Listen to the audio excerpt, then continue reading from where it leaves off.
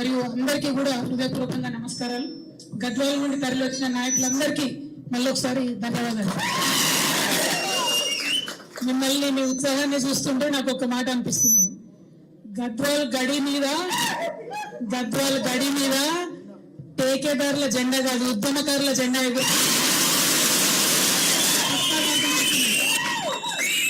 ఎందుకంటే ఉద్యమంలో కొట్లాడి రాష్ట్ర సాధనలో ముందుండి ఆ తర్వాత కూడా అనునిత్యం ప్రజల మధ్యలో ఉంటూ ఒక యువకుడిగా ఉస్మానియా యూనివర్సిటీ స్కాలర్గా పోయి ఉద్యోగం చేసుకోవచ్చు, హ్యాపీగా ఫ్యామిలీని చూసుకుంటూ ఉండొచ్చు. కానీ అవన్నీ పక్కకు పెట్టి నేను నా ప్రజల కోసం పనిచేయాలనేటటువంటి ఒక గట్టి సంకల్పంతో మరి 10 సంవత్సరాలైనా సరే, ఓటమి ఎదురైనా సరే, ఎప్పటికన్నా ఖచ్చితంగా నా ప్రజలకు న్యాయం చేయాలనే సంకల్పంతో పనిచేస్తున్నటువంటి వారి కమిట్మెంట్ని నచ్చి మరి మనం జాగృతిలోకి ఆహ్వానించడం జరిగింది. మా ఆహ్వానం మేరకు జాగృతిలో మీ మొత్తం బృందంతో వచ్చినందుకు అందరికీ కూడా మనస్ఫూర్తిగా ధన్యవాదాలు. గద్వాల అంటేనే మన అమ్మ జోగులాంబ, ఆ అమ్మవారి దయతోని ఖచ్చితంగా రాష్ట్రం అంతా బాగుంటుంది. గద్వాల ప్రజల జీవితాల్లో కూడా మంచి మార్పును తీసుకొస్తామని ఈ సందర్భంగా తెలియజేస్తా ఉన్నాం. మనకు తెలుసు గద్వాల అంటే ఏం మాట్లాడతారు, ఒక పక్క చేనేత కష్టాలు, ఇంకో పక్క సీడపత్తి కష్టాలు, ఇంకో పక్క దేశంలోనే అత్యంత వెనుకబాటుతనం ఉన్న ఐజ లాంటి మండలాలు.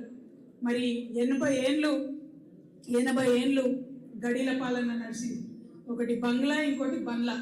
వీళ్ళ ఇద్దరి పాలన 80 ఏండ్లలో ఆడపిల్లలు కనీసం చదువు చెప్తలేరు ఐజ మండలంలో.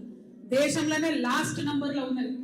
ఇక మరి కేటితోటి మండల్, ఐజా మండల్, గట్టు మండల్, ఇవన్నీ కూడా ఒకటిని మించి ఒకటి వెనుకబాటుతనంలో పోటీ పడుతున్న పరిస్థితి ఉన్నది. మరి అంత గొప్ప గొప్ప వాళ్ళు ఉంటే ఎందుకు వెనుకబాటుతనం అని ప్రశ్నిస్తున్నటువంటి నడిగడ్డ పోరాట సమితి ఆ నాయకులకు అందరికీ కూడా మళ్ళీ అభినందనలు. ఆ స్పిరిట్ అట్లనే ఉండాలి, ఎందుకంటే పోరాటం ఇంకా కొంచెం కొనసాగుతుంది. ఆ బంగ్లను పక్కకు తప్పించి గద్వాల గడి మీద ఉద్యమకారుల జెండా ఎగిరేంత వరకు కూడా ఆ పోరాటం, ఆ కోపం, ఆ దుఃఖం దాచుకొని ఉండాలి. ఎందుకంటే మొన్న వచ్చినాం రైతు గర్జన సభకి, ఆ రోజు చెప్పినాం మా సీడపత్తి రైతులకు అన్యాయం జరుగుతుందని. ఇక్కడ దాకా వస్తుంది, హైదరాబాద్ దాకా రైతుల్ని తీసుకొస్తుంది, అన్యాయం జరుగుతుందని చెప్పింది. ఇప్పటి వరకు కూడా ఈ కాంగ్రెస్ ప్రభుత్వంలో మరి అలీబాబా 40 దొంగల్లాగా, అరుణమ్మ అండ్ 40 మంది ఏజెంట్లు వాళ్ళ బ్యాచ్ బందిపోట్లలాగా రైతుల్ని దోచుకుంటుంటే కనీసం ఆ సీడపత్తి డబ్బులు ఇవ్వకపోవడం ఇప్పటి వరకు అంటే చాలా అన్యాయం. ఆ 200 కోట్ల రూపాయలు తక్షణమే విడుదల చేయాలని మేము మళ్ళొకసారి తెలంగాణ జాగృతి తరఫున డిమాండ్ చేస్తా ఉన్నాం. మరి గద్వాలకు వచ్చిన రోజు అక్కడ చేనేత కార్మికులు చూసి మనం ఆ రోజు డిమాండ్ చేసినాం, లోన్లు పెండింగ్ ఉన్నాయి ఇవ్వమని. ఆ లోన్లు ఇప్పుడు వచ్చినాయి, కానీ ఇక ముందు చేపట్టాల్సిన అనేక చేనేత కార్యక్రమాలని మొత్తం కూడా ప్రభుత్వం నిర్వీర్యం చేస్తున్నటువంటి పరిస్థితి కనబడుతున్నది. రాష్ట్ర వ్యాప్తంగా ఉన్న చేనేత కార్మికుల పక్షాన నేను ప్రభుత్వాన్ని డిమాండ్ చేస్తా ఉన్నాను. ఖచ్చితంగా వాళ్ళకు ఉచితంగా ఇవ్వాల్సినటువంటి నూలు కావచ్చు, రంగులు కావచ్చు, యథావిధిగా ఆ స్కీమ్స్ అన్ని కొనసాగించాలని చెప్పి చేనేత కార్మికుల పక్షాన కూడా నేను డిమాండ్ చేస్తా ఉన్నాను. మరి తమ్ముడు రంజిత్ పేర్లనే విజయం ఉన్నది, రంజిత్ అంటేనే జయం, రంజిత్ అంటేనే విజయం. కాబట్టి రేపటి నాడు తెలంగాణ జాగృతి జెండా చేతికి పట్టుకొని ముందుకెళ్తున్నా అని చెప్పిండు. గద్వాలనే కాదు, ఉమ్మడి మహబూబ్ నగర్ జిల్లాలో అన్ని చోట్ల కూడా జాగృతి జెండా రెపరెపలాడేలాగా చేస్తా అని చెప్పిండు. మరి వారి స్ఫూర్తి ఖచ్చితంగా ఉంటది. ఎందుకంటే మనం మొన్న సడన్ గా అనుకోకుండా ఆల్ ఇండియా ఫార్వర్డ్ బ్లాక్ నుండి గద్వాలలో సింహం గుర్తిస్తే మరి మొట్టమొదటి విజయం గద్వాల జిల్లానే ఇచ్చింది. రేపటి నాడు కూడా మరి కౌంటింగ్ లెక్క పెడితే ఎమ్మెల్యే సీట్లల్లో మొట్టమొదట గెలిచేది కూడా మన ఆ అమ్మవారి దయతోని ఈ సత్యం నెరవేరుతుందని నేను బలంగా నమ్ముతా ఉన్నా. ఒక మాట అన్నాడు, బహుజన బిడ్డలకు అవకాశాలు వస్తలేవు, ఉద్యమకారులకు అవకాశాలు వస్తలేవు. వాస్తవమే, చాలా చోట్ల అదే జరుగుతున్నది. అయినా కూడా ఆ యొక్క ఎమ్మెల్యేల ఆగడాలు అట్లే కొనసాగుతున్నాయి. మీ అందరికి గుర్తుండొచ్చు, బాహుబలి సినిమా వచ్చింది. బాహుబలి మొదటి సినిమా వచ్చినప్పుడు అందరికీ పెద్ద ప్రశ్న ఉండే, కట్టప్ప ఎందుకు చంపిడు బాహుబలిని, అవునా కదా? ఇప్పుడు గద్వాలంతా ప్రశ్న ఏంటంటే బండ్ల కృష్ణమోహన్ రెడ్డి ఏ పార్టీలో ఉన్నాడు, అర్థమవుతుందా? అటువంటి పరిస్థితి ఉన్నది. ఆయన కూడా అర్థమైతలేదు ఏ పార్టీలో ఉన్నాడని. అడిగినాం చివరిసారి కూడా, పోయినసారి కూడా ఎక్కడున్నావు అన్నా, నువ్వు ఏ పార్టీలో ఉన్నావు అంటే కనీసం చెప్పలేని పరిస్థితి ఉన్నది. అంటే బీఆర్ఎస్ పార్టీ కూడా ఒక అచేతనమైన స్థితిలో, పార్టీని వదిలిపెట్టి కాంగ్రెస్లకు పోయినటువంటి ఎమ్మెల్యేలు కూడా మొయ్యాల్సిన పరిస్థితిలో ఇవాళ ఉండడం. అందుకే గద్వాలలో సీడుపత్తి రైతులకు అన్యాయం జరిగితే రాదు, బీఆర్ఎస్ పార్టీ రాదు, అడగదు. గద్వాలలో చేనేత కార్మికులకు అన్యాయం జరిగితే రాదు, బీఆర్ఎస్ పార్టీ అడగదు. అంటే ప్రధాన ప్రతిపక్షం నిద్రపోతుంది, పాలక పక్షం పట్టించుకోదు. మరి కొట్లాడాల్సింది ఎవరు? ప్రజల పక్షాన నిలబడాల్సింది ఎవరు? కేవలం ఒకటే పేరు రాష్ట్రం అంతా వినిపిస్తున్నది, అది జాగృతి పేరు మాత్రమే. జాగృతి జెండాను ఇవాళ బలంగా చేతబూనినటువంటి రంజిత్ గారు, బుచ్చిబాబు గారు, మరి మొత్తం ఇక్కడ ఉన్నటువంటి వారి టీం ఖచ్చితంగా జోగులాంబ గద్వాల జిల్లాలో మన జెండా రెపరెపలాడిస్తారని నేను బలంగా నమ్ముతా ఉన్నాను. మరి మీ అందరికీ తెలుసు, ఇవాళ కాంగ్రెస్ ప్రభుత్వం అవుట్ సోర్సింగ్ ఉద్యోగులకు కావచ్చు, అనేక మందికి ఇచ్చినటువంటి ఏ మాట కూడా పూర్తి చేస్తుంది. మాటలు పూర్తి చేసుకోవడం పక్కన పెడితే ఇక దోపకం, విపరీతమైనటువంటి దోపిడీ. ఏడబోతుంది దోపిడీ అంతా, ఈ సొమ్మంతా ఎటుపోతుందంటే ఢిల్లీకి పోతుందంట. అటువంటి పరిస్థితుల్లో ఇవాళ కర్ణాటక, నిన్న కేరళ ఎన్నికలు వచ్చినాయి. ఆ కేరళ ఎన్నికలు వస్తే మన సీఎం గారు అక్కడికి పోయి ప్రచారం చేస్తాం. ఏమని?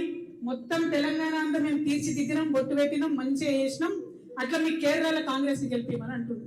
ఇక్కడ ఏమన్నా చేసిందా? ఏమన్నా సాధించిందా? ఇక్కడ మీరు ఒక్కసారి ఆలోచించారు. ఎవరికన్నా రైతులకు ఎక్కడన్నా పెన్షన్ పెరిగిందా? ముసలాళ్ళకు, అవ్వలకు ఎక్కడన్నా 2500 రూపాయలు వస్తున్నాయా? మహిళలకు ఎక్కడన్నా స్టూడెంట్స్ కు విద్యా భరోసా కార్డు వస్తుందా? నిరుద్యోగులకు జాబులు వస్తున్నాయా? రైతులకు రైతు భరోసా టైంకి వస్తున్నదా? ఒకటే ఎకరానికి రైతు భరోసా వేసి దాన్ని పెద్ద గొప్పగా చెప్పి అక్కడ పోయి మాట్లాడుతున్నారు. రైతు రుణమాఫీ కూడా సగం కూడా కానటువంటి పరిస్థితి. అంటే ఎంత ఘోరం అంటే కాంగ్రెస్ పార్టీ వాళ్ళ అబద్ధాలు చాలా దారుణంగా ఉన్నాయి, ప్రజల్ని వంచిస్తా ఉన్నారు. అసలు తెలంగాణ రాష్ట్రం వచ్చింది, ఉద్యమం చేసింది మన పరిపాలన కావాలి, కానీ ఇలా జరుగుతున్నది ఏంటి? మొత్తం ఢిల్లీ పరిపాలన. ఢిల్లీ నుండి మొన్న ఒక చిన్న సంఘటన జరిగిందండి. ఢిల్లీ నుంచి సీఎం గారు ఏదో మీటింగ్ లో ఉంటే రాహుల్ గాంధీ గారు ఫోన్ చేసినారు. రేవంత్ రెడ్డి గారు ఏదో మీటింగ్ లో ఉంటే రాహుల్ గాంధీ గారు ఫోన్ చేసినారు. రాహుల్ గాంధీ గారు ఫోన్ చేయగానే తక్కువ రేవంత్ రెడ్డి ఆ టెన్షన్ లో లేచి నిల్చొని, సార్ సార్ చెప్పండి సార్ రాహుల్ జీ అన్నాడు. పక్కన ఒక ఆయన సంచులు మోసిన ఆయన ఉంటాడు. అప్పుడు టీవీలో వీడియోలో చూడలే మనం, సంచులు మోసిన ఆయన భీంబాయ్. ఆ భీంబాయ్ ఏమన్నాడట? ఎందుకన్నా నువ్వు లేచి నిలబడుతున్నావు? ఫోన్ చేసింది రాహుల్ గాంధీ కదా, మరి ఫోన్ లో కనబడదు కదా, నువ్వు నిల్చున్నావా కూర్చున్నావా, ఎందుకన్నా నువ్వు లేచి నిలబడవు అన్నాడు. అంటే సీఎం గారు చెప్తున్నాడు రేవంత్ రెడ్డి గారు, నీకు తెలియదు భీంబాయ్, నువ్వు ఆగు. ఎందుకంటే నేను కూర్చొని ఫోన్ మాట్లాడినా అనుకో రాహుల్ గాంధీతోని, బట్టి విక్రమార్క ఢిల్లీకి పోయినప్పుడు ఇంగ్లీష్ లో రాహుల్ గాంధీ గారికి చెప్తారు, Rahul ji when you called, ఆయన కూర్చొని మాట్లాడుతుందని చెప్తారు. కాబట్టి నిల్సొని మాట్లాడితేనే మనకు, నాకు కూర్చి ఉంటది మోస్తానికి నీకు సంచి ఉంటది రా నాయన, లేకపోతే నాకు కూర్చి ఉంటది నీకు సంచి ఉంటది అని చెప్పిండు. అంటే ఎంత ఘోరమైన గులాంగిరి అంటే అంతకుముందు కూడా చూసినాం. కాంగ్రెస్ పార్టీ ఉన్నప్పుడు ఎప్పుడైనా ఢిల్లీ హైకమాండ్ కింద పనిచేస్తారు, కానీ ఇప్పుడు మరీ దారుణం. ప్రతి ఒక్క రూపాయి తెలంగాణలో అక్రమంగా రియల్ ఎస్టేట్ వాళ్ళని బెదిరించి, హైడ్రా పేరుతో చెప్పి బెదిరించి, కాంట్రాక్టర్లను బెదిరించి మొత్తం డబ్బంతా కూడా కాంగ్రెస్ పార్టీకి పోతున్నది. ఇలా తెలంగాణ కాంగ్రెస్ పార్టీకి ఏటీఎం గా జరిగింది. మరైతే అన్నిటికీ కాంగ్రెస్ పార్టీకే ఏటీఎం అయిపోయింది. ఎక్కడ ఎన్నికైనా తెలంగాణ డబ్బే పోతుంది కాంగ్రెస్ పార్టీకి. అయితే రాహుల్ గాంధీ ఫోన్ చేసింది కదా రేవంత్ రెడ్డి గారికి. ఫోన్ చేయగానే ఫోన్ ఎత్తిందట, లేచి నిలబడి మాట్లాడుతున్నారు రేవంత్ రెడ్డి గారు. మాట్లాడుతుంటే సీఎం అన్నాడట, రాహుల్ జీ బోలియా అన్నాడు. అంటే are you giving jobs? No Rahul ji. Are you giving salaries? No Rahul ji. Are you giving pensions? No Rahul ji. Are you giving Rythu Bandhu? No Rahul ji. CM, do you know there is Kerala election? Yes, Rahul ji. Money to Kerala? Ji, Rahul ji. So ఇట్లా నడుస్తుంది వాళ్ళ కథ. అంతే తప్పితే ప్రజల ముచ్చట్లు, ప్రజలకు ఇచ్చే పనులు, ప్రజలకు ఇచ్చే అవసరాలు అనేటటువంటి లేదు. ఇక రేవంత్ రెడ్డి గారు మీ మహబూబ్ నగర్ జిల్లాని మరి ఒకటే మాట్లాడుతున్నాను. నిన్ననే కర్ణాటకలో ఉన్న అప్పర్ భద్ర ప్రాజెక్ట్ కి నేషనల్ స్టేటస్ ఇచ్చింది. కనీసం నీటి కేటాయింపులు లేనటువంటి అప్పర్ భద్ర ప్రాజెక్ట్ కి నేషనల్ స్టేటస్ ఇస్తే డైరెక్ట్ గా దెబ్బపడేది మన గద్వాలకి, తుంగ అక్కడనే ఆగుతుంది, వచ్చేటటువంటి నీళ్లు మనకు రానటువంటి పరిస్థితి ఉంటుంది. కానీ అదే ఉమ్మడి మహబూబ్ నగర్ జిల్లాకు చెందినటువంటి రేవంత్ రెడ్డి గారు ఒక్క మాట కూడా మోడీని అన్నాడు. ఒక్క రూపాయి కూడా బడ్జెట్ లో మనకు డబ్బులు ఇవ్వకుండా ఒక్క మాట మోడీని అన్నాడు. అంటే బీజేపీ అన్యాయం చేసినా మాట్లాడాడు, కాంగ్రెస్ పార్టీ అన్యాయం చేసినా మాట్లాడాడు. అక్కడ కాంగ్రెస్ ని మెయింటైన్ చేయడం, ఇక్కడ బీజేపీని మెయింటైన్ చేయడం, కానీ తెలంగాణ ప్రజల్ని మాత్రం మోసం చేయడం, మభ్యపెట్టడం ఇదే కాంగ్రెస్ పార్టీ నీతి ఉన్నది. కాబట్టి ఈ కాంగ్రెస్ పార్టీ మీద మామూలు యుద్ధం కాదు, భారీ యుద్ధం చేయాలి. మొన్న మీరు చూసి అన్యాయంగా అక్రమంగా ఖమ్మంలో వెలుగుమెట్లలో ఇల్లు కూలగొడితే జాగృతి పోయి చేసినటువంటి యుద్ధం, దానికి తోడుగా వచ్చినటువంటి డిఎస్పీ లాంటి సంస్థలు చేసినటువంటి యుద్ధం మీరు చూసిండ్రు. అటువంటి పోరాటాలే వచ్చే 3 సంవత్సరాలు కూడా చేయాల్సి ఉంటది, ప్రజల పక్షాన నిలబడి ఉంటది. దయచేసి మీరు ఇప్పటి వరకు నడిగ ట్యాంకుల పోరాట సమితితోని అనేక కార్యక్రమాలు చేసి మీరు ఒంటరిగా ఎదుర్కొన్నారు. రేపటి నాడు 25వ తారీఖు, ఏప్రిల్ 25వ తారీఖు రాసి పెట్టుకోండి, అండర్లైన్ చేసి పెట్టుకోండి. తెలంగాణ చరిత్రను మార్చబోయేటటువంటి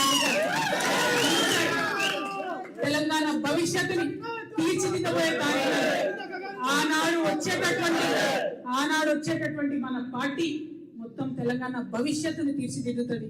ఒక కొత్త తరహా రాజకీయం ఎట్లుండాలి, ప్రజల పక్షాన నిలబడి త్యాగాలు చేసేటటువంటి రాజకీయ నాయకులు ఎట్లుండాలో చూపించేటటువంటి పార్టీగా ఉంటుంది.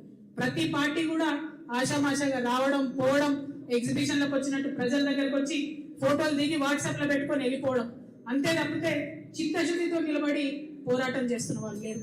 అందుకే జాగృతి ఒకటే మాట చెప్తున్నది, మేము ప్రశ్నిస్తాం, మొదలు అన్యాయం జరిగితే ప్రశ్నిస్తాం, నెక్స్ట్ పోరాడతాం, ఆఖరికి పరిష్కరిస్తాం. ప్రశ్నిస్తాం, పోరాడతాం, పరిష్కరిస్తాం. వేరే వాళ్ళలాగా సూపు కట్నం కింద పోయొచ్చుడు కాదు. ప్రశ్నిస్తాం, పోరాడతాం, పరిష్కరిస్తాం. మరి అదొకటే పంట ఎంచుకుంటాం, ముందుకు పోతాం. తమ్ముడు రంజిత్ గారికి ప్రజా జీవితంలో అపారమైనటువంటి అనుభవం ఉన్నది. పాదయాత్రలు చేసిండు, పల్లె నిద్రలు చేసిండు, ప్రజల కష్టాలు దగ్గర నుండి చూసినటువంటి వ్యక్తి తమ్ముడు. బ్యాడ్ న్యూస్ ఏంటంటే ఇంకా 3 ఏళ్ళు కూడా అదే చేయాల్సి ఉంటుంది. అధికారంలోకి వచ్చిన తర్వాత ప్రజల జీవితంలో మంచి మార్పు తెచ్చేటటువంటి ప్రణాళికలు వేస్తున్నాం. ఇంటర్నేషనల్ లెవెల్లో ఉన్నటువంటి బుద్ధిజీవులతో, మేధావులతో చర్చలు జరుపుతున్నాం. అద్భుతమైనటువంటి ఎజెండాను 25వ తారీఖు నాడు ప్రకటించబోతా ఉన్నాం. కలిసి వచ్చేటటువంటి శక్తులందరినీ కూడా కలుపుకొని ముందుకు పోతాం. కానీ ప్రజల మధ్యలోనే ఉంటాం, పప్పన్నం తింటాం, పాదయాత్ర చేస్తాం, అంతేనా?